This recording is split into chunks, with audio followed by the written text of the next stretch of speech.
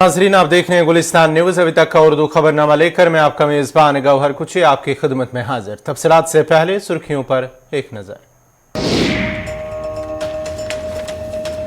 दफा 370 की मनसूखी को चैलेंज करने वाली अर्जियों की फहरिस्त पर किया जाएगा गौर। अर्जियों की जांच करके देंगे तारीख सीजेआई।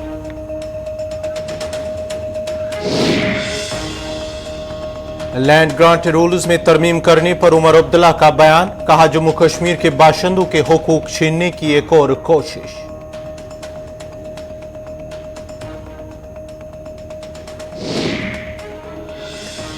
हुकूमत सैनिक कॉलोनियां बनाने की रखती है मंसूबा। बीजेपी हमें जमीन से करना चाहती है बेदखल। महबूबा मुफ्ती।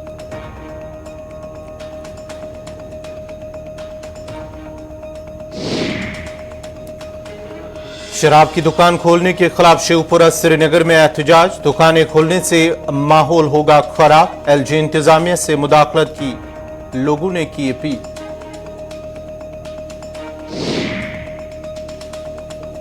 लालपुरा, त्राल और जचलडारा खंडवारा में ब्लॉक दिवस का इनेकाद। डिप्टी कमिश्नरों ने लोगों के मसाइल सुनने के बाद हल करने की कराई यकीन दहानी।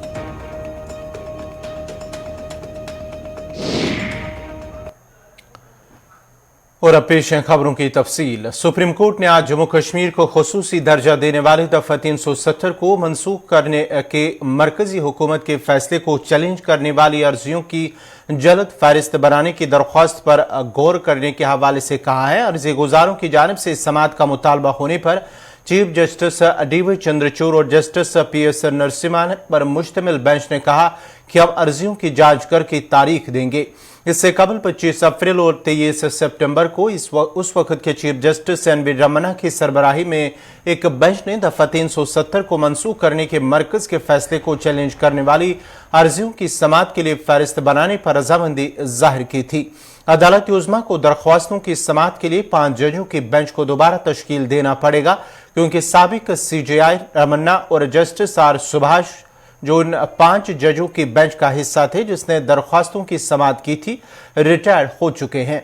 दोनों साबिक जजों के अलावा justice Sanjay Kishan Kaul, justice BR Gavai और जस्टिस सूर्यकांत इस बेंच का हिस्सा थे, जिसने इस मामले में 2 मार्च 2020 को 7 जजों की एक बड़ी बेंच से रजू करने से इनकार कर दिया था। दफा 370 की मनसूखी और जम्मू कश्मीर तंजीम 9 एक्ट 2019, जिसने जम्मू कश्मीर 2 मरकजी जेर इंतजाम इलाकों में तकसीम किया था, कि मरकज के फैसले को चैलेंज करने वाली मुतअद्दिद दरख्वास्तों को अदालत ने 2019 में जस्टिस रमन्ना की सरबराही में एक आईनी बेंच के पास भेजा था।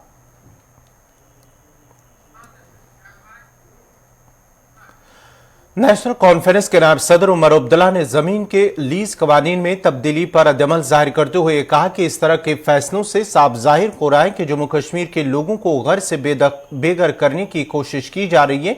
उन्होंने कहा कि नया उनसे जब कुछ बना नहीं तो अब बना बनाया छीन कर दूसरे लोगों को देना चाहते हैं। हमें कम करने के लिए जिन जमीनों का मालिकाना हक आपको बाबा कौम जनाब शेर कश्मीर शेख मोहम्मद अब्दुल्ला ने लैंड ग्रांट एक्ट के तहत और इन बाकी कानून के तहत दिया, उन्हीं जमीनों पे आज ये कब्जा करने की कोशिश कर रहे हैं। घर से हमें बेघर करने की कोशिश कर रहे हैं, हमारे कारखाने बंद करने की कोशिश कर रहे हैं। नया इनसे मिला नहीं, नया इनसे बना नहीं। हम अगर बाहर से आपने लोगों को लाके यहाँ कारखाने लगवाने थे तो नए लगाते। अगर आपको इनको होटल दिलवाने थे तो नए होटल बनते। अगर आपको इनको दुकानें देनी थी नई दुकान बनते। बजाय ये कि नया कुछ बने, बना बनाया जो हमारा है वो हमसे छीन के किसी और को देने की कोशिश की जा रही है। जब हमने पहले बात की कि 370-35 से हमारी पहचान है, ये हमारी पहचान, हमारा वजूद जो है मिटाने की कोशिश कर रहे हैं, मुझे उस वक्त ये फिक्र थी कि हमारा झंडा, हमारा आईन, इन चीजों पे हमला होगा। आज तो ये देखने को मिल रहा है कि हमारी खानदानी जो पहचान है वो भी आज महफूज नहीं है।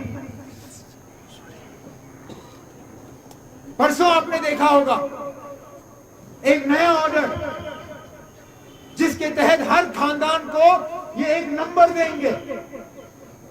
अरे नाम, यहां नंबरों की कमी है। आज भी हमारे पास नंबर ही नंबर है। आप जब बैंक में जाते हो अकाउंट खोलने के लिए, आपसे क्या नाम, ये वानी, ये शाह, कोई मीर, अब वो पहचान हमारी रहेगी नहीं। अब मैं नंबर से जाना चाहूंगा, मैं 12, ये 13, वो 14, ये 15।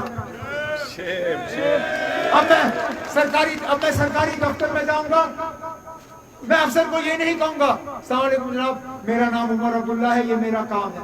अब मुझे सरकारी अफसर के पास जाना पड़ेगा, अस्सलाम वालेकुम जनाब, मैं 14 नंबर हूँ, मेरी लड़ाई चल रही है, 15 मेरा पढ़ाई हमसाया है, 15 ने जो है 14 के मकान पे कब्जा किया है, खुदा ना जरा 14 से ये कब्जा दूर करवा के 15 को ये जमीन वापस दिलवा दो। अब यही हाल,